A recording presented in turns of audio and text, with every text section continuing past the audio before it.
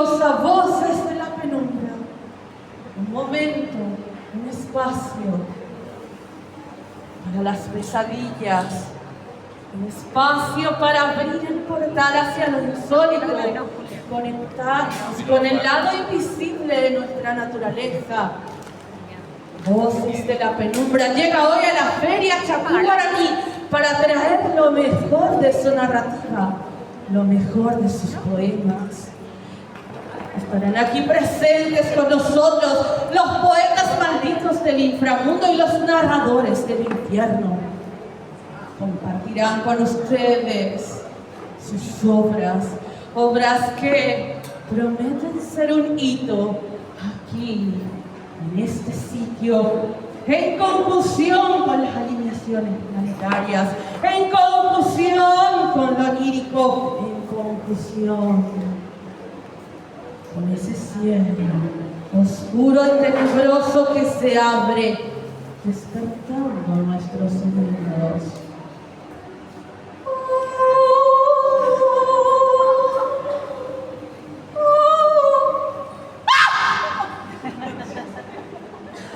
Voy a llamar a los primeros escritores que van a formar parte de esta ronda.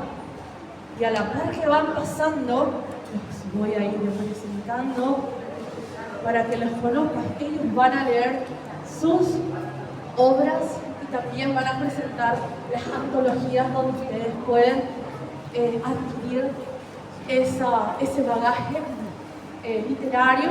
Y tenemos también varios stands que están a la venta.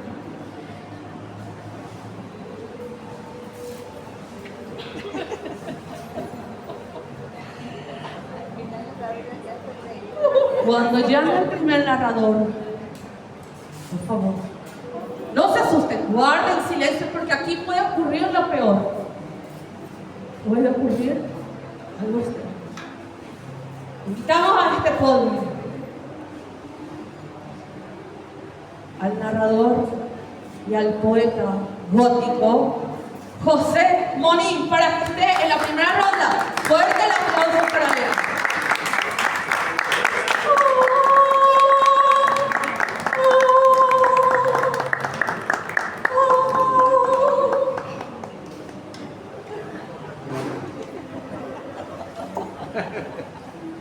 También va a estar con nosotros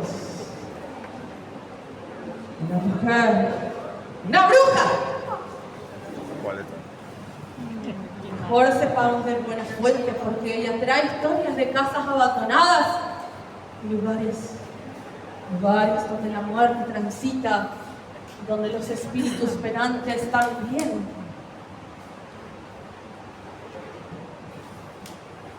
quieren darnos un mensaje.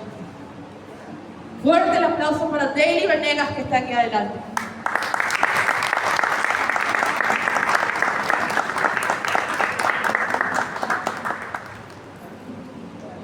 Desde los territorios del olvido, donde hay muñecas y muñecos encantados, y donde la misma muerte nos está visitando. No le miren a los ojos. No le miren a los ojos, porque puede ocurrir una desgracia. Déjenlo ahí, tranquilo. Déjenlo ahí, penar en el silencio. La parca. Morena Sosa, ven adelante a salvarnos. Fuerte el aplauso.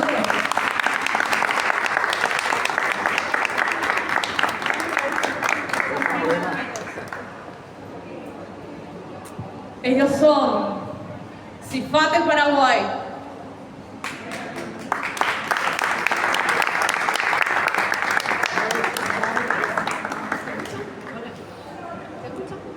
Muy buenas tardes, gracias por estar acá, por hacerse de tiempo para estar acá con nosotros. No sé si mi hermano lo puede pasar. Le paso el micrófono a José Monín, que es el presidente de Ciencia Ficción, Fantasía y Terror. ¿Se escucha? No. Hola. Hola. Un poquito más bien. Hola. No, pero hasta ahí,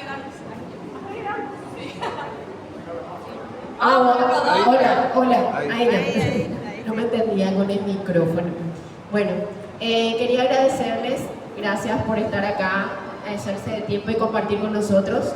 Le invitamos a todos los que están caminando por ahí para que vengan a escuchar cuentos de suspenso y terror y después se sumen a la ronda de lectura, porque yo sé que todos seguramente que habrán pasado un momento de terror en su vida en algún momento. Y eso pueden venir a contar acá con nosotros y divertirnos todos juntos. Le paso el micrófono al presidente de CIFATE, José Bonilla. Bueno, antes que nada, muchas gracias, Daily, por convocarnos a todos los que nos apasiona el terror, el gótico. Como dijo ya, adelantó un poquito las compañeras, CIFATE es un gremio de ciencia ficción, fantasía y terror. Tratamos de promover los tres géneros en Paraguay. También hacemos investigaciones, charlas, ponencias, justamente para saber quién fue el que inició la ciencia ficción, la fantasía o el terror en Paraguay. Nuestro gremio está abierto a cualquier persona que desea formar parte con sus ocurrencias, su fantasía, su ciencia ficción, con su terror, principalmente, que estamos aquí en esta tarde-noche queriendo compartir con ustedes. Veo que la mayoría son acá escritores, poetas malditos, escritores de terror. Me parece súper genial, y más de las personas que le atraen este género. Desde épocas antiguas ya hemos sentido el miedo en nuestro ser, en nuestro cuerpo, desde la inocencia hasta ser personas adultas, siempre llevamos un miedo. Y ahora, si ustedes me permiten, quiero leer un poema de Alegorías del Tiempo, que son poemas góticos, un subgénero del terror. El primer poema, ¿dónde está la muerte? Allá está. Me gustaría que venga detrás de nosotros. Arriba. Poema, el título es Poema de la Muerte. La barca. ¿Dónde andas? ¿Acaso no sabes que mi amor se marchó? Mis heridas al viento son alimentos para el burlador que hiere mis sentimientos. Muerte eterna, ¿cómo es que no ves mis ansias de morir? Fúnebre crespón, lléname con tu razón, que mis besos queden por el camino, que mis huesos sean testigos de ese amor que destruyó mi destino. Muerte humilde, calladamente pasas por mi lado sin preguntarme por qué la sangre en mis manos. Envuélveme con tu luz, haz que mis dolores corran por las aguas sucias esta noche. Muerte que llega a todos, desliza sobre mí tu capa de olores viejos, quita de mis manos la lira, frena mi fidelidad, rompe la palabra felicidad. Muerte de alocados vaivenes, lleva mi alma al más allá, lejos del cielo, más lejos del infierno, llévame contigo al silencio de la oscuridad. Gracias.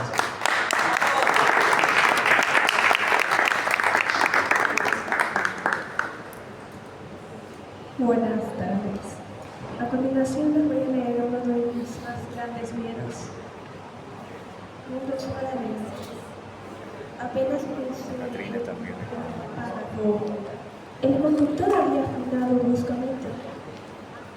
Pero continué leyendo. Un joven de aspecto andrajoso ascendió y, dando 3 pasos, se acercó hasta mí. Me sostuvo las manos y, en señal de respeto, tomando su distancia, evidenciando una amistad de años, dijo: mi querido amigo, usted debe conocer mi medicina. A diario lo observo con el mismo libro en las manos, y debe ser muy interesante aquel tema que en varias ocasiones ha pasado su destino. Mientras observaba una pila de cadáveres a punto de ser desgresados, me dijo: sí, exactamente como lo hacía aquel niño de la vieja fonda. Me dispuse a derramar los 2 tipos de sangre en aquel bidón rojo que alguna vez causó curiosidad. Las náuseas y el horror invadieron mi mente, pero De esto dependía mi vida. No podría negarme lo absoluto que una mujer de avanzada edad impidieron que continuara con mi lectura. Al parecer, no había encontrado otro sitio mejor que el mío. Se había encaprichado con este asiento y por unos segundos me lanzó miradas de odio. ¿Qué no ves que los ancianos tenemos derechos a los mejores asientos? Me levanté, me di un acto de bondad, a pesar de que esta señora no lo merecía. Otros amigos estarían felices de ponerle en pie apenas se dirigiera al fondo. La sangre corría por la mesada, pero desde que aquella señora se cruzó por mi camino, había cambiado mi destino. Un hombre sostenía un collar de plata con algunos detalles de cristales verdes y con una risa malvada dijo: nadie preguntará por esta vieja malhumorada. En cuestión de segundos, lo que había sido un cuerpo terminó en una botella. En un instante, era difícil diferenciar la realidad de la fantasía. En un momento, el conductor inexperto se encontró con los peores baches de la ciudad. Aquella maniobra casi me cuesta 5 dientes años. Había perdido el hilo conductor que me llevaría a conducir, a deducir todo este embrollo. El frío subió repentinamente por mis pies mientras rogaba al cielo que no sea una de las siguientes. Y mis manos temblorosas acerqué la botella de sangre de las víctimas. Me explicó que aquella no era una combinación cualquiera. ¿Cuál sería el fin de este acto macabro? Desperté con el hilo entre las manos y el olor a sangre que me invadía las fosas nasales. El ardor de mis piernas era tan insoportable y cuando observé efectivamente, aquella mujer que me había quitado el asiento estaba muerta. Al observar mi alrededor pude darme cuenta que estaba parada en el camino y me desperté.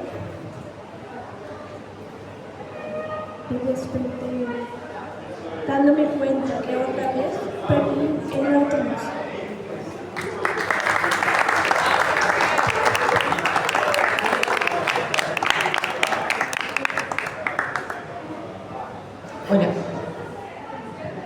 Bueno,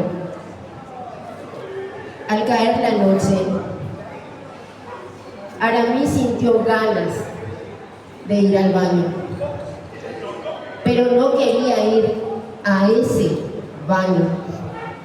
Prefirió aguantarse, se acostó, encendió el televisor despacio. Ella no quería dormir, tenía miedo. En eso escucha su nombre, baja lentamente los pies al piso, siente agua, toda la habitación está inundada, llena de agua que le llegan a los tobillos. Mira a su madre durmiendo, a media luz susurra: ¡mamá! Pero ella no despierta. Se dirige al baño para intentar cerrar la llave. El agua provenía de aquel oscuro baño. Pudo ver hasta los zapatos flotando en el agua. También la caja de zapatos de su madre. Todo estaba empapado y pensó: mi mamá se va a enojar todito mal cuando vea. Cuando llegó por fin al baño, al abrir la puerta la vio. Una sombra, un espectro, parecía estar muerta. La pudo ver bien, fue horrible. Ojos en blanco, grandes, nariz larga, vestida de negro, sus manos eran grandes, los dedos muy largos, Tenía una bolsa en las manos. Del susto, retrocedió y cayó al agua. Con una voz temblorosa gritó: ¡Mamá, mamá! Pero mientras más gritaba, muda se sorprendía, y la caricia desoladora la sintió en su piel. Y con fuerza volvió a gritar: ¡Mamá! Pero el silencio fue su respuesta. Se lanzó temerosa a la cama, se cubrió completamente, temblando hasta el alma del miedo. Un helado sudor la recorría. En un momento recordó aquella plegaria de su ángel de la guarda y suplicando su protección para que ese espectro se vaya y no le haga ningún daño.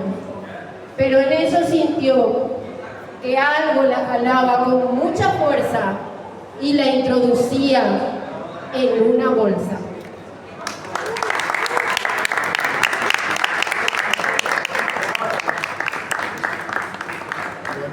Excelente, las compañeras. Bueno, antes de continuar, ¿tengo todavía tiempo, profe? Bueno, Te voy a hacer así. perfecto. Les comento que tenemos este libro disponible, es una antología de terror, cuentos y poemas de terror que tenemos disponible en el stand de Shehandé a precio accesible si alguien desea. Luego del evento pasar a ir a mirar los libros. Tenemos varios libros de terror, de suspenso, de misterio, policíaco. Y ahora quiero leer otro poema de mi libro Versos Fantasmales.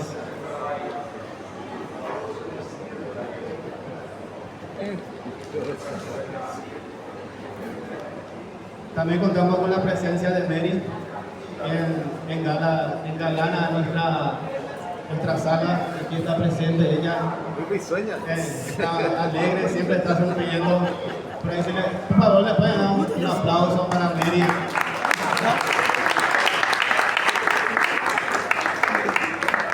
El título del poema es Esas sombras. Era esa sombra la que padecía injusticias. Nada de esta realidad podrá cambiar la autocracia de no quedar al primer paso de los entusiastas. Era esa sombra quien recorría los rincones de tu alma, perfecta, adiestrada, siniestra, poderosa, temible, impercibible, ultrajadora, seductora que lamía tus pechos bajo la cama. Era esa sombra que padecía dolores justos, dolores deseables, dolores oscuros, puros. Nada de esta realidad podrá describir sus gustos. Verdadero ladrón fantasmal que escribe en tus sueños, en tu boca, en tu piel, dejando la marca para los demonios. Gracias.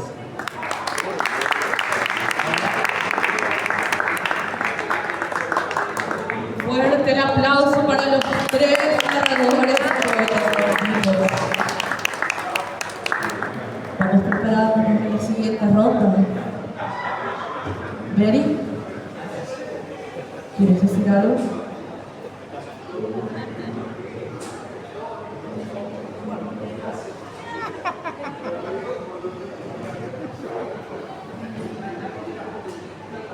Creo que solo algunos pudieron sentir la voz de Mary. Pero ella está aquí. Ella está esperando a que venga a orlar su tumba de poemas y cuentos. Vamos a invitar a Alberto Sisa a que venga a traer flores a Mary. Mercedes Regualo. Fuerte el aplauso para ellos.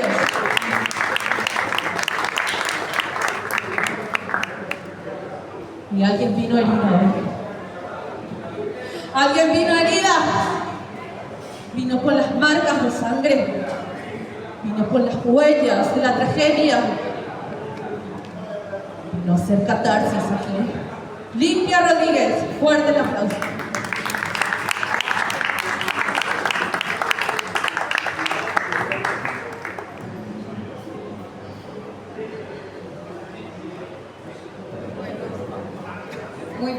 tardes. Bienvenidos a todos. ¿Quién comienza?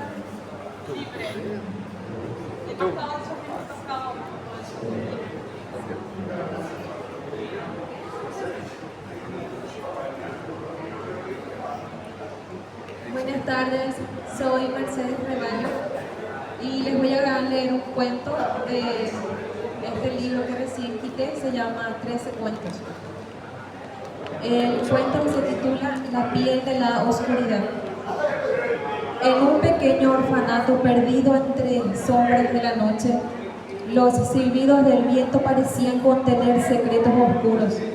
Se decía que cada vez que la luna llena asomaba su rostro, un ser aterrador conocido como la piel de la oscuridad visitaba el lugar.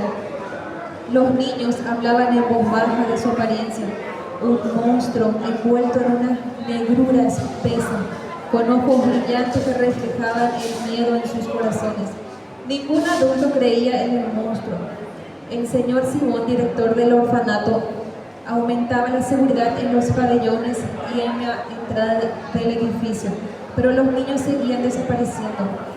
Los niños lo veían en sueño, y en la mañana uno de ellos desaparecía, dejando detrás solo la inquietante ausencia de risas y juegos. Nadie se atrevía a hablar del monstruo, temerosos de que sus palabras fueran escuchadas y que vayan a caer en la mira de la criatura. Un día llega al orfanato un niño llamado Samuel. Él había sido abandonado por sus padres. La policía encontró al pequeño un año después. Dijeron que había estado viviendo todo ese tiempo solo, a veces vagando por las calles en busca de pan, otras en la oscuridad de su hogar. Los niños le contaron al recién llegado lo que pasaba en el orfanato, el monstruo que los atormentaba en las noches. Samuel se negaba a sucumbir el miedo y nadie conocía su problema de insomnio. No podía cerrar los ojos sin que su mente comenzara a imaginar. Así, en las noches interminables escuchaba los lamentos de sus amigos, las pisadas suaves de la piel de la oscuridad, acechando por los pasillos. Él encendía las luces y el mal se iba.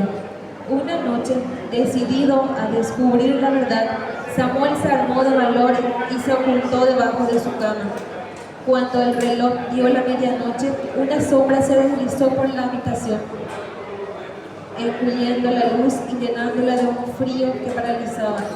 Samuel vio los ojos del monstruo y su corazón latía con fuerza, pero en lugar de huir, su curiosidad fue más poderosa. Observó cómo el ser con tentáculos que parecía captar la luz de la luna se acercaba a la cama de un niño dormido, listo para llevarlo consigo. En un arranque de valentía, Samuel gritó. La criatura lo miró sorprendida. ¿Por qué no me temes?, preguntó él con una voz que resonaba como un eco en la oscuridad. Algunos niños son demasiado tenaces, pero tú no pareces tener miedo. He visto cosas peores que tú. ¿Por qué te llevas a los niños? ¿Qué haces con ellos?, respondió Samuel. Y en la oscuridad se colocó la mochila al hombro. El monstruo lo miraba en silencio, luego observó a un niño dormido. No dejaré que vuelvan a llevarte a un niño, dijo Samuel. Encendió la luz y se lanzó a él, desapareciendo ambos al tiempo. Samuel caía por un abismo vacío y negro hasta que sus pies tocaron el suelo. No podía ver nada. Entonces abre lentamente su mochila y quita una linterna. La luz se hacía diminuta en semejante oscuridad. Samuel alumbra con las manos temblorosas y ve a los niños perdidos en los rincones del cuarto. Todos dormían y escucha un sonido proveniente del exterior. Sus ojos buscan con la linterna al monstruo de la oscuridad. Cada lugar que recorría era idéntico al orfanato, pero como si estuviera en otro tiempo. Samuel llega a una habitación y observa. Cada espacio era un mundo de silencio y absoluta oscuridad. En la mesita había un cuaderno y él lo revisa. Eran dibujos aterradores, semejantes a la apariencia del monstruo. Enseguida entra al cuarto un niño lentamente. No me alumbres, la luz me lastima, dijo él. ¿Quién eres?, le preguntó Samuel. Soy yo, Joaquín. ¿Quieres jugar conmigo? Primero cuéntame de este lugar, háblame del monstruo de la oscuridad, le dijo él. Te lo mostraré. Se acercó, lo abrazó y Samuel sintió un sueño que lo elevaba. Sus ojos se dormían y entonces apareció donde había luz, como un espectador invisible en el tiempo. Hace mucho tiempo el señor Miguel y su esposa Malena esperaban con entusiasmo a su primer hijo. Cuando el niño vio la luz, el padre se dio cuenta de que era de aspecto diferente y lo rechazó de inmediato. La madre de Joaquín suplicó por la vida de su hijo y él le permitió vivir con la condición de que jamás saldría del sótano. El señor Simón ni siquiera le permitía que el niño use la electricidad. Su madre lo alimentaba de día y en la noche no podía entrar a verlo. Pasaban los años y el señor Simón comprendió que ya no podía tener hijos. Entonces decidió habilitar en su casa un orfanato. Podrían tener todos los niños que quisieran. El vacío se iría y tal vez la culpa. Joaquín escuchaba desde abajo los juegos de los niños y quería jugar, pero estaba encerrado. ¿Por qué nadie lo podía aceptar?, cuestionaba él, y su llanto se prolongaba en las noches. Ver una estrella era solo en la imaginación, así como los juegos y el amor de una familia. Un día, su madre le regaló libros y cuadernos. Joaquín dibujaba la imagen de un monstruo oscuro, negro como la noche en la azotea. Malena cayó enferma y ya no bajó nunca más a la azotea.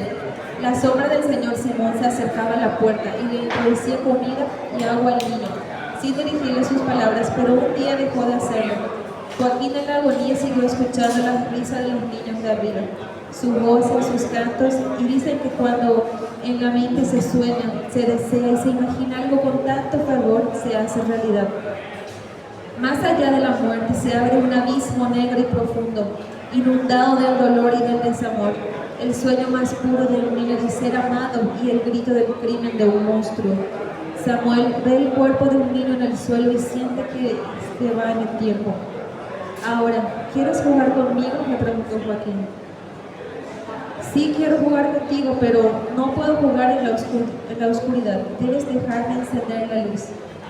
Pero la luz me lastima y además verías mi rostro desfigurado y también me rechazarías, dijo él. Y su cuerpo se agrandó, transformándose en la piel de la oscuridad. Ahora su mirada era desafiante y distante. El monstruo era tu padre, no tú, pero estás haciendo lo que él te hizo a ti. ¿Por qué lo haces si sabes bien cómo se siente? Dijiste que jugarías conmigo, seré tu mejor amigo y jugaré contigo para siempre, pero antes debes liberar a todos los niños, dijo Samuel. Joaquín avanzó sus pasos hacia Samuel con su sombra negra y aterradora, y él alumbró sus pies ahuyentándolo enseguida. Los niños que traes están dormidos, jamás jugarán contigo. Solo haces que no te sientas tan solo, hace que te mientas, porque en verdad sigues estando solo. No entiendes nada, protestó Joaquín, y Samuel corrió a la habitación de los niños. La linterna de su mano era su arma y sus ojos buscaban la llave de la luz. Samuel intenta despertar a los niños, pero ellos duermen profundamente. Ya se acercaba la piel de la oscuridad, se escuchaba el sonido de su respiración, sus tentáculos arrastrarse y su lamento lleno de furia y dolor. La leyenda decía que la luz podía ahuyentar a la oscuridad con un movimiento decidido. Samuel levanta la llave de la electricidad. Cada lámpara y fluorescente del lugar se enciende, abriendo un portal blanco y luminoso al frente. Un grito aterrador se oyó en el ambiente y Joaquín cayó al suelo, solo como un niño, y como la naturaleza lo había traído al mundo. Los niños en el suelo despiertan como de un sueño y Samuel les grita que corran hacia el portal de luz. Cada uno fue entrando y desapareciendo al momento de tocar su brillo. Samuel voltea y observa a Joaquín en el suelo tan solo como cuando estaba vivo, y su corazón se llena de compasión. Camina lentamente con un brillo en sus ojos y baja la llave de la electricidad, quedando completamente a oscuras. Joaquín, ¿estás bien? Estoy listo para jugar contigo, dijo Samuel, y enseguida sintió su abrazo. En esto comenzaron a surgir brillos a su alrededor, parecían estrellas y todo cambiaba, se modificaba magníficamente. Del suelo brotaban incontables flores, pasto verde, árboles, mariposas y animales bellísimos. El cielo era azul brillante, la brisa fresca con aroma a jazmín, y de la altura caían como nieve gotitas que adornaban de blanco el paisaje. Los ojos de Joaquín brillaban, lo invadían de una alegría jamás conocida. Una sonrisa brotó de sus labios. ¿Cómo hiciste que esto pasara?, le preguntó Joaquín.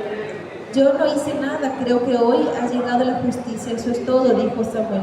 Y en eso vieron a un montón de niños al frente. Los niños jugaban con gritos de alegría y voces de canto, corrían al viento en este mundo de amor y hermandad, con risas y sin lágrimas. Un mundo de paz, mundo sin violencia, mundo sin superficialidad ni maldad. Aquel día, en la oscuridad, Samuel entendió que el monstruo de Joaquín no era un ser maligno, sino un reflejo de sus propios temores. Y aunque podía volver al orfanato, decidió quedarse con ese niño que lo necesitaba y lo apreciar en ese mundo que jamás le habían fallado. A la mañana siguiente, los niños desaparecidos del orfanato despertaron en sus camas y asombrados buscaron a Samuel, pero él no estaba. La policía llegó al lugar y revisaron cada espacio del lugar, pero esta vez encontraron un mueble caído a un lado que descubría una entrada en el piso. La puerta fue abierta y el cuerpo del pequeño Joaquín fue descubierto y el señor Simón fue juzgado por la ley. Desde ese día nunca se volvió a escuchar el lamento de los niños llevados por el monstruo, y las noches en el orfanato dejaron de ser aterradoras, convertidas en un refugio de luz y esperanza.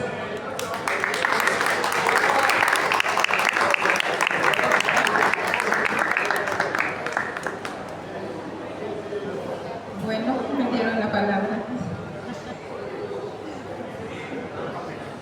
Quiero ponerles un poquito en el contexto, porque esto tiene un lugar donde pasó.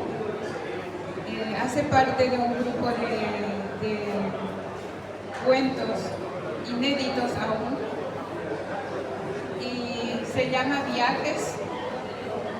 Y el cuento, el relato, es un fragmento de Noche y Luna Llena. Esto pasa en Francia. Y le dedico a mi tía que vivió en Francia 50 años, y ella va a acordarse de los lugares que voy a mencionar. ¿Se escucha? Pedimos también un poquito de silencio en la sala para que se puedan escuchar las lecturas. Gracias. Gracias. Entonces, esto pasa en Francia y dice así. Las gotas caían sobre las hojas secas del fin de otoño francés del año 1990. El viento del norte soplaba lamiendo las húmedas paredes grises de la estación y congelando la vida de cuanto tocaba a su paso. El silbido solitario del tren, como aullidos de lobos, golpeaban los oídos. Esa medianoche se veía más oscura que las almas que rondaban la vieja estación del norte de Francia. Me dispuse a cruzar al otro andén para tomar el tren que cada noche me llevaba a la casa. Bajé las escaleras para tomar el túnel peatonal subterráneo. La densa niebla era mi única compañía. Esa noche, después de mi trabajo, mis tacones golpeaban tan fuertemente los adoquines pulidos. Resonaba como el tamboril con ritmos cada vez más acelerados. De repente, del lado opuesto, vi un hombre recostado por una de las paredes del túnel. Aceleré aún más mis pasos. Él no se movía. Pasé casi rozándolo por culpa de la estrechez del lugar. De reojos lo vi reaccionar como si iría a seguirme. Algo inexplicable heló aún más mi cuerpo. Seguí caminando y mis tacones resonaban y me impedían oír si el hombre me seguía. Giré la cabeza y ahí estaba, siguiéndome, con tapado negro y su capucha negra, las manos en el bolsillo. Intentaba calmar mi garganta que me estaba ahogando. Se escuchaba el paso de un tren en la superficie con su trácata, trácata, trácata, los silbidos y campanas resonando en mi cabeza. Giré de nuevo y el hombre estaba tan cerca que podía ver el vapor de su respiración. Corrí, pero sus pasos eran 2 veces más grandes que los míos. Me atrapó un brazo y yo me congelé. Dentro de mí recorría el viento del norte helando mis piernas, luego mi vientre, y solo quedaban las palpitaciones que al ritmo del tren podían escucharse. Chucuchu, chucuchu, chucuchu. Mis ojos buscaban su rostro hermano. Bajo la capucha negra solo una oscuridad, y la voz susurrante jadeaba. No me mires, camina. La fuerza que ejercía sobre mi brazo era tan potente. Sentí sus garras perforando mi piel. Obedecí como un borreguito al altar del sacrificio.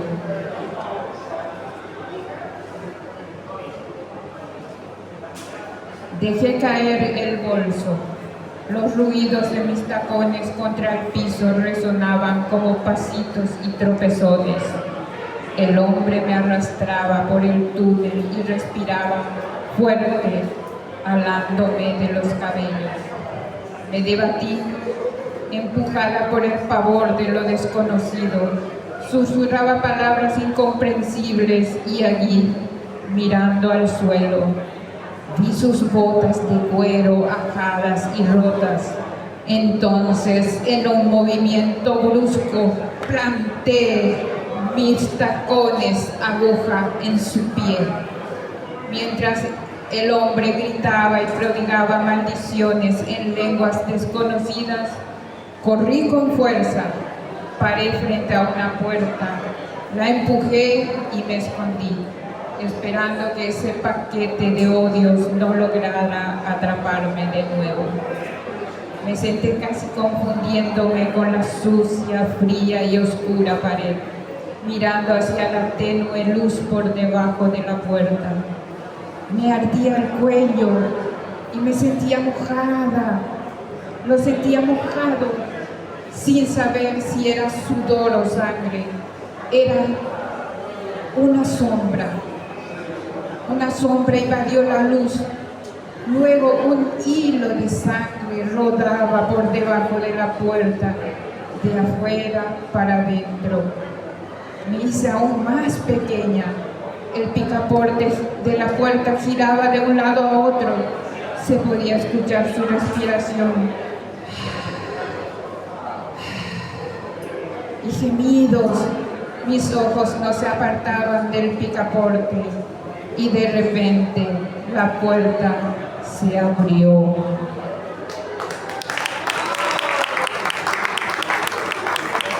Para saber el final hay que comprar el libro. Buenas tardes. Un gusto compartir esta tarde de misterio y terror con el grupo de Zapate y compartir con gente tan cálida y ávida de conocer relatos de misterio y terror.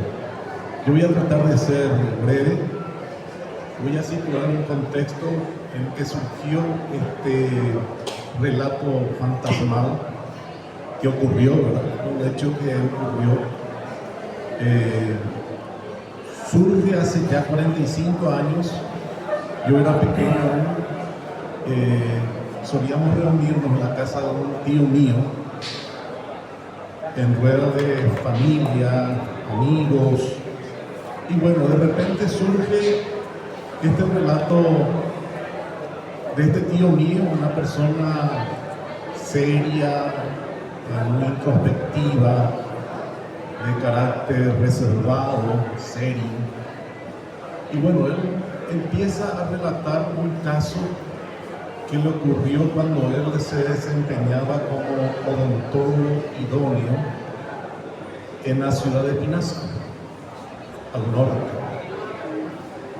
Y comentó en aquella noche, una noche realmente que llovía, que se prestaba el ambiente, ¿verdad?, para este tipo de relatos. Comentó su caso. Él siendo médico, o sea, odontólogo idóneo, en Puerto Pinasco estaba la empresa taninera de los norteamericanos. Entonces, ellos preguntan quién eran uno de los mejores odontólogos idóneos de Asunción. Y le dan la referencia de mi tío, el señor Atilio Estrecho. Es así que él es contratado a la ciudad de Pinasco para trabajar como odontólogo idóneo. Es así que él va a trabajar allá con los norteamericanos en la empresa taninera, y aprovechando que en un pueblo cercano a Pinasco estaba la hermana de su señora, y él iba, aprovechando los fines de semana, iba a visitarlo a ese pueblo cercano, el Puerto Pinasco, que está en la ciudad, ya que se iba a encontrar con los familiares de su señora. Entonces iba a pasar el sábado, domingo, y regresar el domingo en la noche nuevamente al pueblo de Pinasco. Y bueno, es así que él comenta que estando en la casa de la hermana de su señora,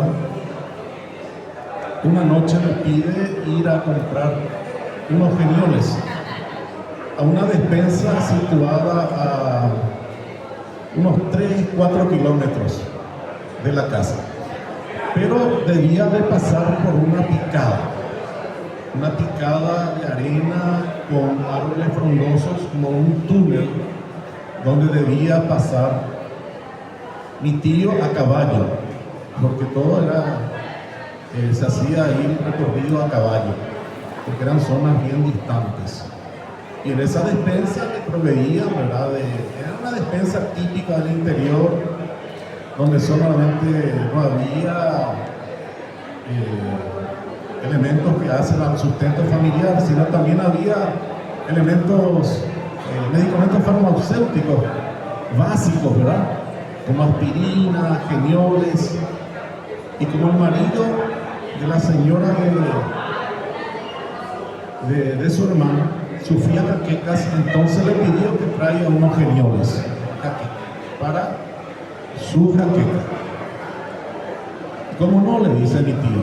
Entonces agarra el caballo y va, pero tenía que pasar por la picada, por aquella picada.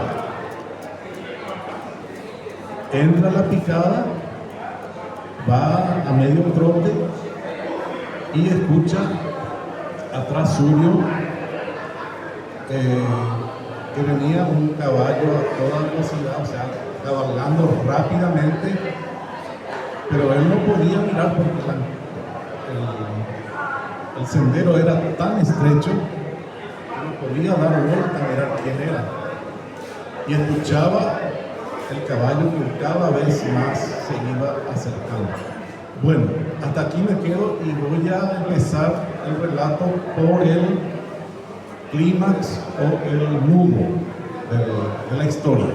Y como les digo, fue una historia que contó mi tío y que me dijo: si aquello que he visto, que se me apareció, es fantasmal, yo creo en los fantasmas.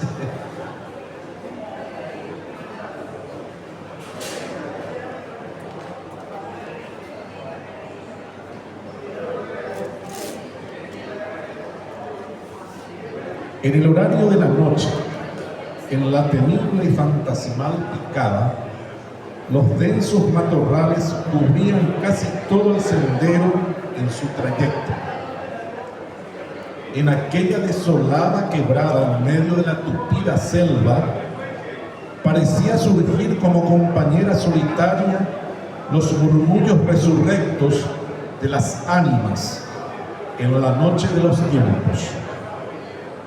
Los jinetes y pobladores del Santo Olvido, yo le llamo Santo Olvido a ese pueblito justamente, del Santo Olvido, que se animaban a cruzarla, debían hacerlo siempre a medio trote, para así evitar los resecos ramajes oxidados que sobresalían a los dos costados de la estrecha senda. Don Atilio llevaba en sus alforjas una pequeña linterna, cantimplora con agua, como también el dinero para pagar por las tabletas contra el dolor de cabeza y nada más que eso. Desde que partió hasta llegar a la boca de la picada, pensaba en que faltaba en la casa en cuanto a productos y artículos de suministro, como una manera de contribuir ante tanta generosidad por parte de sus parientes. Al estar en la boca de entrada de la tan mentada picada maldita, de la que nunca antes había escuchado su mala fama, se detuvo unos minutos para tomar unos sorbos de agua. Se alisó sus pocos cabellos de la frente para emprender el recorrido por aquel túnel sendero enramado de plantas y variados árboles nativos, del que decían estaba embrujado por el ánima de un jinete que aún no dejó el limbo. Sorbió unos tragos, hizo unos carraspeos en la garganta y se adentró por aquel enfilado y misterioso caminito, cual temerario cabalgador, acompañado de una noche estrellada de luna en cuarto menguante. Iba imperturbable con la vista al frente y dando pequeños arres al caballo para ir apresurando y llegar lo más pronto al final de la picada. A 1,5 kilómetros de camino desandado, escucha muy detrás de él los ruidos característicos de un jinete cabalgando velozmente, hecho que, además de sorprenderlo, lo llamó poderosamente la atención, pues aquel misterioso galopar de algún osado jinete no debía pasar su posición de vanguardia por el raudo andar que traía. Él mismo se decía en sus adentros: debe verme e ir deteniendo su marcha, pues chocará con la grupa de mi propio alazán. Pero todo lo contrario, a medida que se aproximaba, él escuchaba cada vez más fuerte aquellos endiablados galopes, como si fuera al lado de sus oídos. Don Atilio no sabía a qué atinar en aquel momento de extrema duda e incertidumbre, si detenerse o bien seguir adelante hasta llegar al final de aquel paraje infernal. Tampoco podía mirar atrás para ver qué era aquello que no se detenía por lo muy estrecho de la picada. Lo único que rogaba era que detuviera su marcha, pues si ponía freno a las riendas, hubiera sido muy violento el impacto de los equinos. Podría su cuerpo ser proyectado lejos en medio de aquel oscuro y enmarañado boscaje. Entonces se dijo a sí mismo de no detenerme, sino continuar andando y que parase aquel ser endemoniado que venía detrás de él.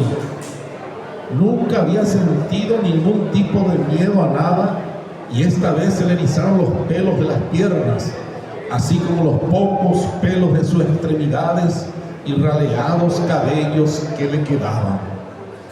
Al ver estupefacto pasar al lado suyo, rozando sus piernas, una chispa centelleante de blanca luz parecida a un fulgurante cometa que como una exhalación pasó cual meteoro a un costado suyo para luego esfumarse a unos 20 metros más adelante. Esta fantástica aparición no tenía explicación alguna, pues parecía proceder de una cuarta dimensión o de algún portal dimensional. Don Atilio quedó extático como una gran estatua ecuestre en medio del sendero, sin siquiera atinar a decir cuál era su nombre. Petrificado, asustado, sin aliento y con la boca reseca, solo quiso retroceder, volver a la casa hospedaje para evitar encontrarse nuevamente con aquella cosa que podía haberle hecho enloquecer y dejarlo sin habla para siempre. Pero primó su orgullo, coraje y serenidad, que a pesar de haberse dado el susto de su vida, no perdió nunca, pues siguió su marcha hasta llegar al final de aquel largo, misterioso y fantasmal pasaje. Tenía que regresar al hospedaje, pero debía volver a pasar por aquella picada. Sí o sí, no había desvío ni atajo que lo llevara de regreso. Es así que volvió a ensillar y subir a la montura de su equino. De repente le vino la idea de esperar a que amaneciera para retornar. No obstante, estaba primero su orgullo. Además del favor que debía cumplirle a su primo político, pensó a sí mismo que sin aquellos medicamentos para la cabeza no podría dormir debido al intenso dolor que producen las jaquecas. Todos esos angustiosos momentos los volví a revivir, quedando grabados para siempre en su retina. Aquellos instantes de estupor y pura adrenalina. Mientras se adentraba más y más en su cabalgata de regreso, se escuchaba el sonido de los grillos del monte, además del canto agorero del curtaú, la llamada ave fantasma, que daba un clima espectral a su andar. Al fin llegó a la boca de salida y un suspiro de alivio y de triunfo distendió profundamente a todo su ser. Estaba ya en la casa de doña Delia y don Juan, llevando consigo las ansiadas tabletas de quinón. Hizo entrega del medicamento y sin decir nada fue a la cama a descansar, soñando despierto aquella fantástica y a la vez escalofriante aparición que le tocó vivir aquella noche de luna en cuarto menguante, de la que nunca comentó a nadie, siendo introvertido y muy reservado como lo era. Pasaron como 3 años de aquel extraordinario episodio. Don Atilio solía reunirse con amigos en la plazoleta de la Santa Gloria, finalizada su jornada laboral, bajo un frondoso roble que ofrecía una fresca y placentera sombra. Eran tertulias distendidas, no exentas de humoradas y jaranas entre amigos. En uno de aquellos encuentros amicales de luna llena, al amparo de los faroles del verde espacio, se creó el ambiente propicio para hablar de casos de fenómenos paranormales. Fue así que se animó a contar su propia experiencia, aquella que lo conmovió y lo devolvió a la dimensión humana, de sentir el miedo y a la vez pasmo de lo que aconteció y vio. Dijo aquella trillada y remanida frase: yo no creo en los fantasmas, pero que los hay, los hay. Años después de aquella sorprendente aparición, un poblador de la Santa Gloria rescató un poema perdido en la biblioteca de la ciudad que estaba en medio de las páginas del libro Narraciones Extraordinarias de Edgar Allan Poe, y a manera de señalador, y que refería a un jinete del santo olvido que se adentró a la picada maldita una noche de luna en cuarto menguante y nunca más salió de su boscaje. El breve poema en forma mecanografiada, escrito en una amarillenta y desleída hoja, dice: soledad de verdecidas penas, cogullos lujuriosos, desbordados ramajes en cruz y ráfagas centelleantes de fantasmales desvelos. De nuestra tierra bravía era un diestro jinete de noble y fiero coraje, adentrándose en la densa noche de luna en cuarto menguante. La picada maldita de oscuro boscaje un día se lo llevó para siempre de nuestro olvidado y triste paraje. Muchas gracias.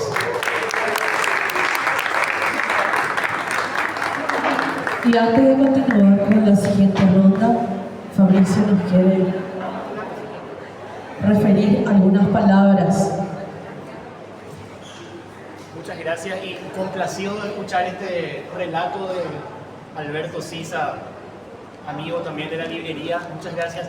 Brevemente queríamos anunciarle que, bueno, en este momento están por iniciar en la sala 1 y en la sala 2 las presentaciones de 3 libros. La próxima Lluvia y Eclipse de Mujer se van a presentar estos 2 libros en instantes nomás en la sala 1. Ambos son de autoría de Francisco Tete Romero, un escritor de resistencia del Chaco argentino, un narrador y ensayista bastante prolífico, docente de la Facultad de Humanidades de la Universidad del Nordeste Argentino. Eso va a ser ahora nomás en la sala 1. Y en contraposición tenemos en la sala 2 la presentación de Esculturas Retóricas de Andrés Cañete. Digo en contraposición porque, a diferencia de Tete Romero, esta es la primera publicación en solitario de Andrés Cañete, lo cual también es loable. Es un trabajo editado por Ediciones de La Paz. Andrés Cañete es parte del taller de escritura creativa que se inició el año pasado en la librería Nicolás Guillén. Entonces les invitamos, esto va a ser presentado por Carlos Bassano aquí en la sala 2. Les invitamos también enfáticamente a los asistentes de esta feria a participar de ella. Muchas gracias. Gracias, Fabricio. Vamos a anunciar a los de la tercera ronda. Sigue el terror, sigue el misterio, sigue lo insólito y sus nieblas. Sigue la tormenta de sueños, sigue la calumnia y los gritos. Admitis meritum propium, vita petricaris nata.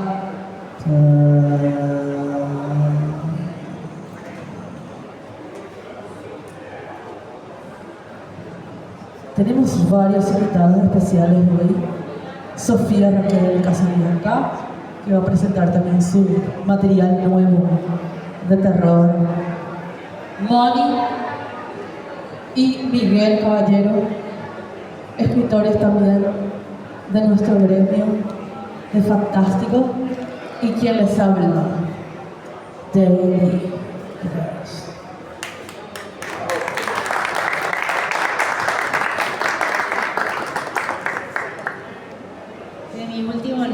Biografía de mis miedos, paso a leer. ¿Se escucha? El doctor Ferreira revisó en la pantalla la lista de pacientes de esa tarde. Sonrió cuando vio el nombre de Renata. Recordó cómo se había presentado, diciéndole que venía a su consultorio por recomendación de un psiquiatra, que le confesó haberse enamorado de él. No supo si creerlo o no, pero en caso de ser cierto, era muy loable que su colega haya tomado la decisión de no seguir atendiendo a una paciente con la cual se había involucrado. Renata no era fácil de diagnosticar. Presentaba síntomas de una depresión ansiosa. Sin embargo, a ella le habían convencido de que era bipolar. Tenía también episodios psicóticos, de pánico y una autoestima por el suelo. Eso al doctor Ferreira le llamaba la atención. pues Renata tenía 4 títulos universitarios. Era madre de 6 hijos.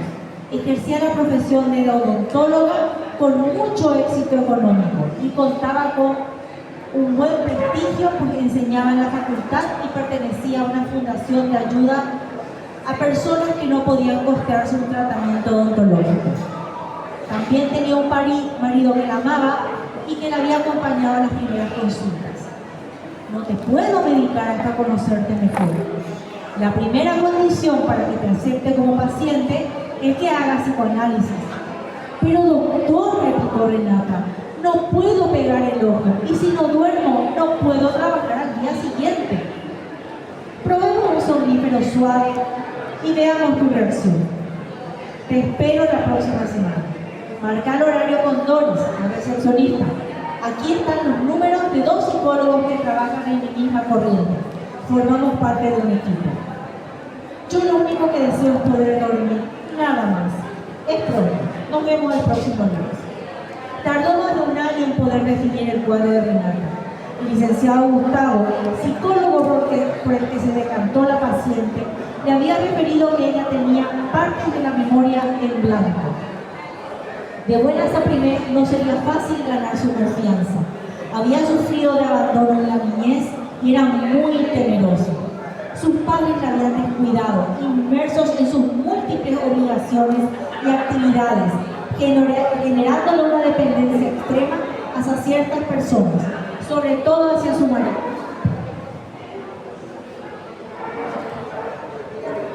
El doctor Ferreira saludó a Renata con una franca sonrisa de complacencia.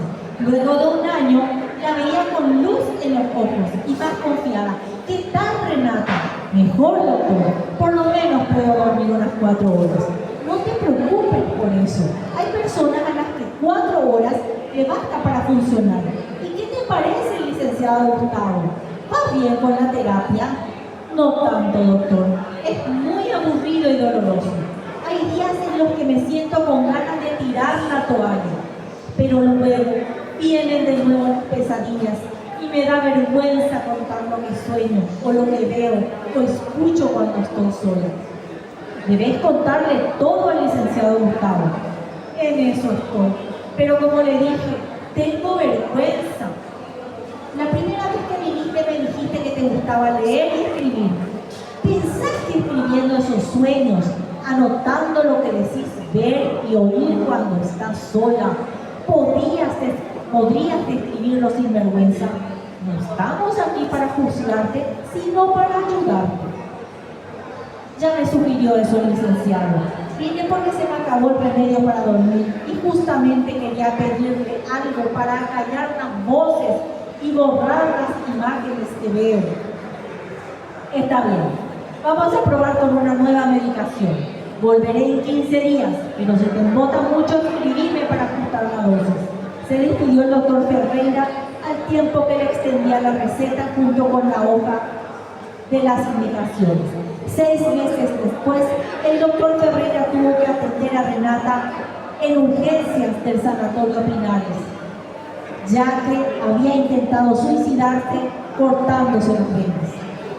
Cuando Renata abrió los ojos, vio al doctor Ferreira y volvió a cerrarlos. Él le sonrió y le dijo: estás fuera de peligro, eso es lo importante. Vas a viajar con tu marido, ya le hablé a él, ni bien puedas. Quiero que recuerdes que lo que hablamos en la consulta hace un tiempo. Escribas tus miedos en un papel, como si fuera una biografía. Te espero a la vuelta del viaje en el consultorio. Renata solo iba a mirarme llorando quedamente, como si tuviera mucha vergüenza. Nadie me va a creer, se lamentó Renata. Yo sí, respondió el doctor y se despidió. Pasó un mes y medio. Renata acudió nuevamente al consultorio del doctor Ferreira. Lucía bronceada y sonriendo. Doctor, le saludó, aquí está la carta, y agregó: creo que no tengo la suficiente confianza con el licenciado Gustavo. Prefiero leérsela a usted. Adelante entonces, soy todo oídos. Asunción, 2 de julio de 2019. Querido doctor Ferreira, En realidad no sabía a quién dirigir esta carta, pero la verdad, lo primero que me vino a la mente fue su rostro. No quiero parecer atrevida, pero siempre me pareció que usted tenía una mirada agradable y confiable a la vez. Desde que lo conocí, me sentí cómoda en su presencia. Me pidió que escribiera la biografía de mis miedos y pude hacerlo. Me costó muchísimo, pero aquí está. Puedo recordar perfectamente la primera vez que sentí mucho miedo. Era de tarde, alrededor de las 4. Yo estaba sola en mi casa y era muy chiquita. Tendría unos 4 años. Sentí un profundo abandono y desolación. Antes, habían estado en casa una de mis abuelas, la niñera y mi padre, a quien sentía lejano y extraño. Mis hermanas y mi madre no estaban, pero nadie me explicó a dónde habían ido. Recuerdo varias noches en las que yo despertaba y me encontraba sola. Me veo con profunda pena hacia mí misma, gritando desesperada sin que nadie me respondiera, durmiendo cansada de llorar. Al día siguiente, todos a mi alrededor actuaban como si yo estuviera loca. No decían nada, no respondían a mis preguntas, nada. ¿Acaso era yo un ser invisible para mi familia? Con el tiempo pasé a sentir que alguien me espiaba por la ventana. Pudo haber sido después de descubrir a Emilio, un vecino que cuando regresaba de la facultad me rodeaba a mis hermanas. Lo vi un día mirándome por la ventana de mi dormitorio que daba al jardín. Yo me estaba vistiendo cuando lo vi. Grité y él, en vez de pedirme disculpas por estar espiándome y haberme asustado, se puso un dedo sobre los labios señalando mi silencio. En otra ocasión descubrí a Gordillo, el empleado del copetín de la cuadra, mientras yo estaba leyendo sobre mi cama. Él me estaba mirando con sus negros ojos vidriosos y con la boca abierta que chorreaba baba. En las madrugadas sentía pasos de alguien que entraba a casa por el corredor con piso de piedras. Eran unas pisadas de zapatos pisando arena despacito. Cuando yo comentaba a mi madre sobre todo esto, ella me ignoraba, minimizaba mis dichos y con el tiempo se descubrió que era el novio de la empleada, que entraba en Yacaré. Nadie nunca me creyó. Luego fueron las películas de terror que veía cuando estaba, como siempre, sola. Pasaban series de vampiros, otras de suspenso, de terror. Ni qué decir sobre los libros. Sin entender nada, yo leía en forma obsesiva a Edgar Allan Poe y a Sir Arthur Conan Doyle. Los mejores momentos del día eran las mañanas, cuando todo estaba claro y yo podía ver a mi alrededor sin temor. Pero llegaba la tardecita y ir al baño era una odisea. Si bien estaba al lado de mi dormitorio, daba un corredor que terminaba en una puerta siempre abierta. A su vez estaba un patio que tenía árboles, un mango, un pomelo, un aguacate. La menor ventisca hacía rugir a las hojas. Simplemente era un sonido escalofriante para mí. El espejo del baño reflejaba la ventana. Indefectiblemente, cuando yo me lavaba los dientes para ir a dormir, veía a un payaso que me espiaba. Al entrar en el cubículo de la ducha, estaba convencida de que al salir alguien me estaría esperando fuera para atacarme. Ni cerrando los ojos tenía paz. De noche en la cama pensaba que al abrir los ojos me estaría mirando un enano que antes se había escondido debajo. Si yo me acercaba a la cama o a un sofá, siempre veía una mano que me agarraba el tobillo. De solo recordarlo me congelo. Mi antídoto era prender las luces de la casa desde las 4 de la tarde. Pero ni así se me iba el miedo, solo me calmaba de la presencia de alguien a mi lado, generalmente mi madre, la única que me generaba cierta confianza. Caminar sola era parte de mi vida. Iba a pie a todas partes, rumbo al colegio. Me aparecieron extraños hombres que en ocasiones me seguían y me decían indecencias. Con los años, volver de noche de la facultad presentó mi temor a salir sola. Varias veces me persiguieron hombres. Me asustaron exhibicionistas y tuve que correr. A veces gritaba en la calle, pero nadie me tomaba en serio. Veo, doctor, que repito mucho la palabra sola. Sin embargo, yo tenía muchos vecinos y amigos y compañeros de colegio que siempre andaban por casa. ¿Será que fueron episodios aislados? Aún no le conté sobre mi miedo a los perros. Era verlos y volver a casa. Pensaba que me atacarían mordiéndome la cara y otras partes del cuerpo. Era paralizante y sumamente desagradable. Me sudaban las manos y el intenso latir del corazón daba la impresión de que se me saldría por la boca. Ahora que leo lo escrito, me da más vergüenza aún. Lo más terrible fue cuando empecé a escuchar voces que me llamaban por mi nombre. Renatita. Con una musiquita espeluznante de fondo. Nadie escuchaba nada, solo yo. Fue una imagen del Sagrado Corazón de Jesús en un panteón del cementerio. Mamá siempre me llevaba consigo a visitar la tumba de sus padres. Yo jugueteaba por allí.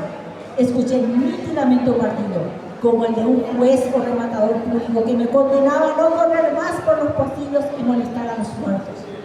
La electricidad.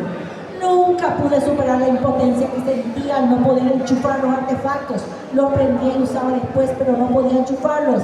Ni cuando fui madre tuve necesidad de hacerlo. Tampoco aprendí en la cocina con fósforos. Temía incendiarme. Es más, me veía ardiendo en llamas antes de encender la hoja. Ahora tengo que contarles sobre los vehículos. Cuando conduzco siento que todos los autos me van a embestir o veo a alguien que se abalanza sobre el capó de mi auto. Creo que puedo arrollar a alguien y me pongo a suplicar que no ocurra. Si me alcanza la noche por la calle, veo que al llegar al garaje de mi casa me está esperando alguien a escondidas y que al bajar del auto me va a atacar con un cuchillo cortándome la garganta. Doctor, ahora parece que le estoy contando un montón de tonterías. Hasta yo lo pienso, pero en la vida real es algo que me impide llevar una rutina normal. Sufro y le hago difícil la vida a los demás. Es limitante. En la actualidad vivo recluida en mi habitación desde las 4 de la tarde. No consigo asomar la nariz fuera hasta que amanece el día siguiente. No puedo caminar por las calles, cada vez manejo menos, no puedo quedarme sola en casa ni de día. No abro las ventanas y al tocar el timbre no atiendo, estoy totalmente paralizada. Últimamente no contesto el teléfono, solamente si es el número de una persona conocida. Me da miedo todo y todos. A veces hasta desconfío de mi marido, de mis hijos, creo que podrían empujarme y golpearme. Ayúdeme, doctor, por favor. Renata. Cuando Renata terminó de leer la carta, estaba sudada y lloraba. El doctor Ferreira la miró y le dije: bien, fuiste muy valiente. Por hoy terminamos la sesión. Has de estar exhausta. Me reuniré con el licenciado Gustavo. Haré una interconsulta. Creo tener la solución a tu problema. Dijiste que tenías fe. Es el momento de recurrir a él. Justamente hoy voy a ir a una misa de sanación. Me invitaron a una parroquia cercana. Es que ya no aguanto más, doctor. Las voces de difuntos desconocidos y sus apariciones me están volviendo loca. Se despidió Renata al tiempo que se retiraba raudamente del consultorio. A las 19 de ese día, Renata fue a la misa. Al comienzo todo era normal. Pero la gente que había acudido al templo era un poco extraña. Personas con la cabeza rapada, tatuadas, gente que lucía enajenada. Al terminar la misa comenzó el momento de la imposición de manos. Se formó una fila para llegar hasta el sacerdote o algunos acólitos. Algunos se desvanecían cuando eran tocados. Eso no le pasó a Renata llegado su turno. Luego el ambiente se volvió más caldeado. Se empezaron a escuchar risotadas y gritos de una mujer cuyo tono de voz se tornó gutural, como si en realidad fuera un hombre. Algunas personas comenzaron a vomitar, otras temblaban o se retorcían. El sacerdote celebrante inició una especie de exorcismo colectivo, mencionando fórmulas como: fuera espíritu del mal, fuera espíritus groseros, yo te ordeno que abandones a estas personas, que dejes de perturbarlos en el nombre de Jesucristo. Otra vez se escuchaban desagradables risotadas, seguían los desmayos. Luego hubo un momento de calma. El sacerdote logró tranquilizar a los presentes y la ceremonia fue llegando a su fin. Eran las 23:45. Renata salió corriendo a la iglesia y subió a su auto, prendió el motor y aceleró a fondo. Le había subido la presión. Puso en altavoz el celular para avisar que estaba volviendo a su casa y que se la esperaran en el garaje. El auto le paró de repente. Renata siguió en una calle desconocida, oscura. Delante del auto estaban parados dos jóvenes que habían participado de la misa. La observaban extrañamente, o eso creía ella. logró encender el auto, embistió a los jóvenes y chocó con una columna. Sola, como tanto temía, Renata falleció de forma instantánea por el impacto. Su familia la pudo localizar por el GPS del auto. Lo que vino después fue terrible. Qué triste el final de Renata, se lamentó el doctor Ferreira, luego de recibir la noticia de su accidente. Sus miedos fueron los que finalmente acabaron con su vida. Su pánico tenía solución. Es una pena que haya ido sola a esa misa de salvación.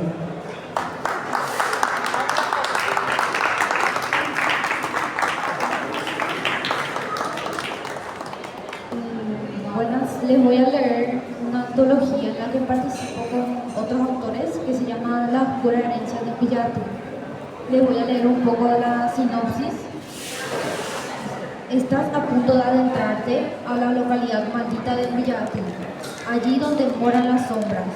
Pero antes de cruzar la entrada, déjame advertirte, las cosas no son lo que aparentan.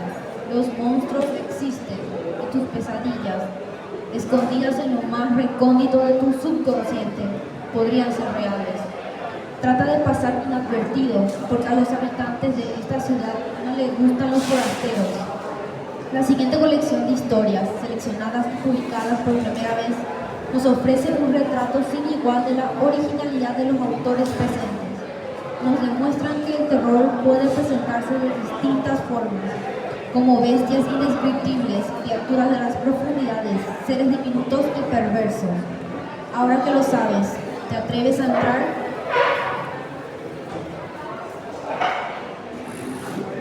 Voy a leer un cuento que se llama Iglesia Mimbi. Dice, nota, muchas son las historias que rodean los acontecimientos ocurridos antes y después de la epidemia de 1840. Sin embargo, pocas pueden tocar tan a profundidad lo oculto detrás de los hechos. El siguiente documento que pude conseguir gracias a unos contactos íntimos dentro de la ciudad de Villarte contiene todo lo narrado por Nicolás García Jiménez en su diario personal desde 1939 hasta 1843. La gente era tan ignorante. Veneran a ídolos falsos, como si de Mesías se tratase. Pero no eran más que falsos profetas prometiendo lo imposible al rebaño en tiempos de hambruna y escasez. La orden de la luna carmesí se llamaba el famoso culto. Ellos tenían el poder incluso por sobre la iglesia. De hecho, ni siquiera sé si podría seguir llamándose iglesia, ya que no la jugaban más los fieles creyentes de Dios, sino los fieles creyentes al culto. Rebaño débil, ¿cómo lo necesitaban? Más que asco, me daban lástima por cómo cedían y temían debido a la falta de raciocinio y fe exagerada. Desde que perdí la típica felicidad por ir, incluso un poco antes, visualicé con otros ojos aquellas discrepancias en las creencias del pueblo y su gente. Siempre creí que las personas se querían los unos a los otros. Sin embargo, desde que el dichoso culto aumentó en seguidores y se adueñaron de la iglesia, la gente estaba cada vez más niepota, más ida, más egoísta, más arraigada a esos llamados carmesíes que les lavaban el cerebro. Era el único de mi familia que seguía vivo. Mi familia fue injuriada a causa de protestas contra ellos. Tenía solo 7 años cuando un día ya no encontré a nadie en casa, luego de volver de la escuela. Nunca lo olvidaré. Ese mismo día hubo herejes colgados en la puerta de la iglesia. Lucían horrendos y fue tan traumatizante que no lo recordaba hasta hoy día. La sonrisa bella de mi madre ya no existía, aquella llena de amor que al mirarme se iluminaba y hacía con los ojos abiertos, sin expresión. Pude apenas reconocerla entre las cicatrices horrendas y desordenadas que cubrían su rostro. Estaba desnuda y con el cuerpo magullado. En algunas partes no tenía piel, y en especial en la parte de su vientre, en la que vislumbré unas cuantas tripas. Quise acercarme, pero no me lo permitieron. El hedor horrendo llenó la zona, y comencé a temblar. El aire se hizo cada vez más pesado dentro de mis pulmones. No puedes pasar, Mitaí, me dijo un señor impidiéndome el paso. Recuerdo que quise convertirme en el superhéroe de las películas de la tele y retroceder el tiempo para evitar todo aquello, pero no pude hacer nada. Solo era un niño huérfano viendo a su madre muerta, su hermano desaparecido y sin pistas de su padre. También me habrá abandonado, pensé. Hubiera sido lo más sensato y horrible deshacer a alguien para salvarse a sí mismo, dejando a aquellas personas que amaba a su suerte. A punto de irme, pude destacar aquella pulsera que papá siempre llevaba consigo. Ogaiguá, decía en ella, y seguía en su muñeca resquebrajada. En ese momento no me aguanté más y lloré. Lloré por la familia que perdí y sentí desfallecer, ya que mi madre estaba embarazada, según pude cotillear la conversación que tuvo con mi hermano Ángel. Estaba tan feliz, pero todavía ni sabía cómo nacían los bebés en aquel entonces, por lo que supuse que vendría una cigüeña a dejar a mi hermanito o hermanita. Ese bebé nunca llegó, murió con mi madre. No pude contener las lágrimas, sentía que el corazón iba a salírseme del pecho y de la conmoción me desmayé.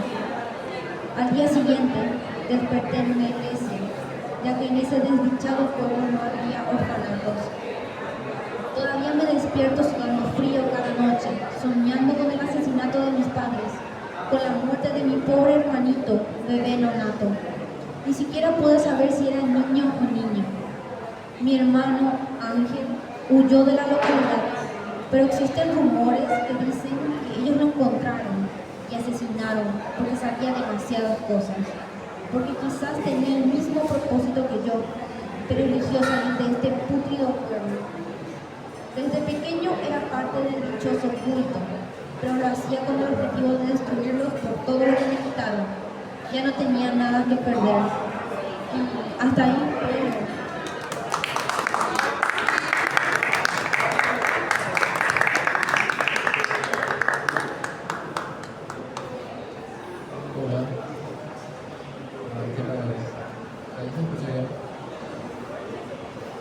pero les voy a leer un cuento cortito de 2 páginas prácticamente, así que disfruten.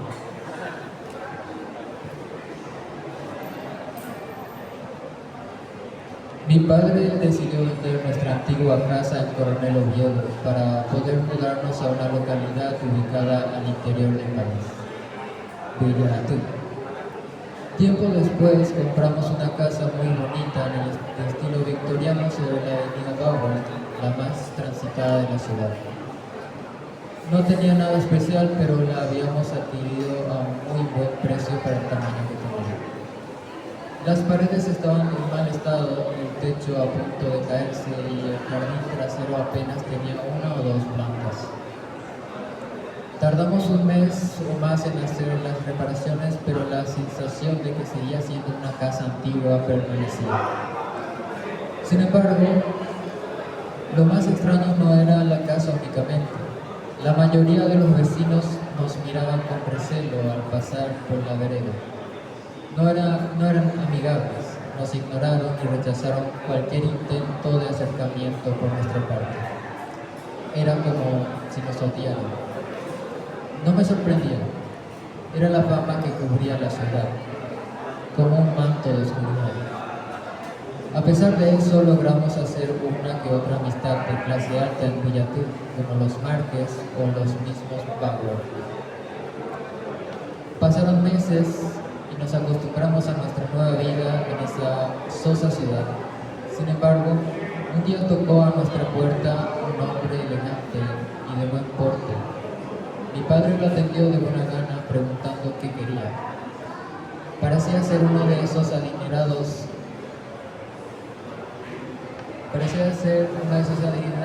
empresarios que asistían a las fiestas privadas de los Bauer. El hombre, que parecía ansioso, le dijo que ofrecería un trato. Mi padre le dejó pasar luego de una corta charla.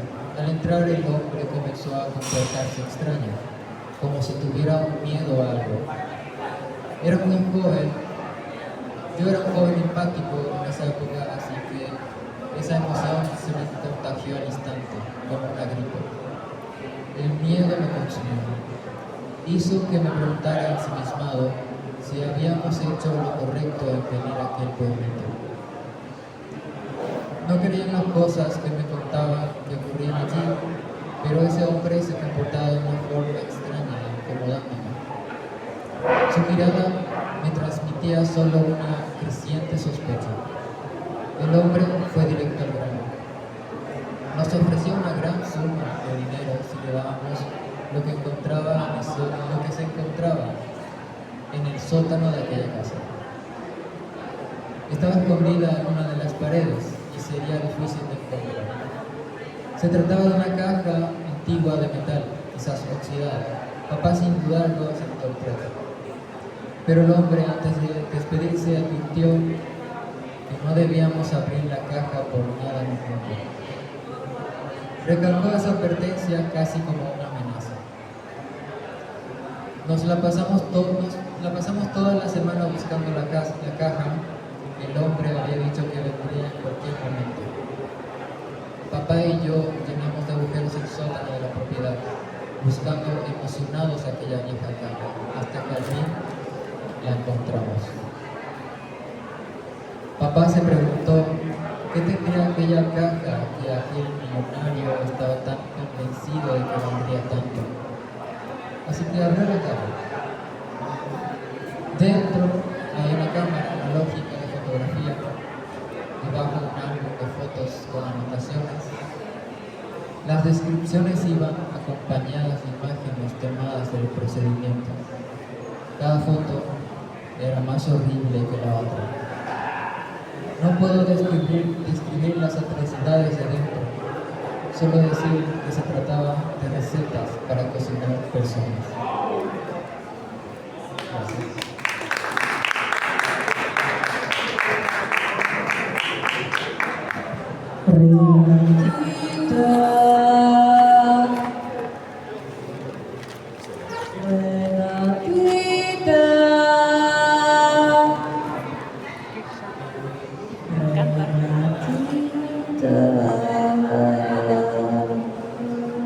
Ella estudió de todo, música y todo.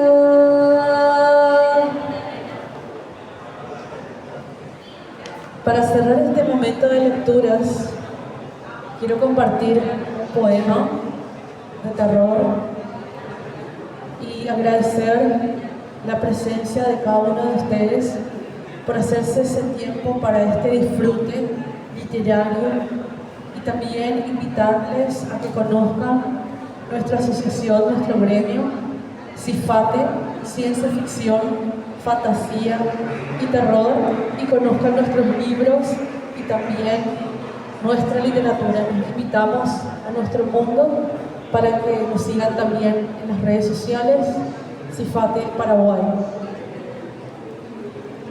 Bien, la escultura de los gritos.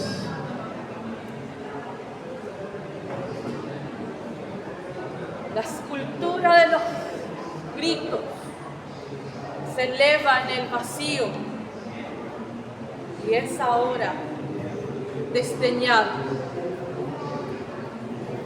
La escultura de los gritos se eleva en el vacío y es ahora desdeñada.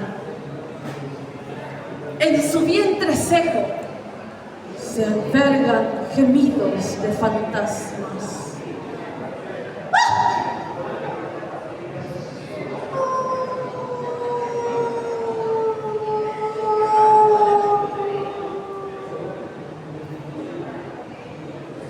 Pactos perturbantes de viejas mojigatas, ritos tenebrosos y profanas alabanzas, blasfemia en la oscuridad, donde el frío bautiza el aura, donde la piedra enmudece y la demencia canta sonoros acordes del clavecín, el alma, esa refinado contrapunto de la fuga pagana.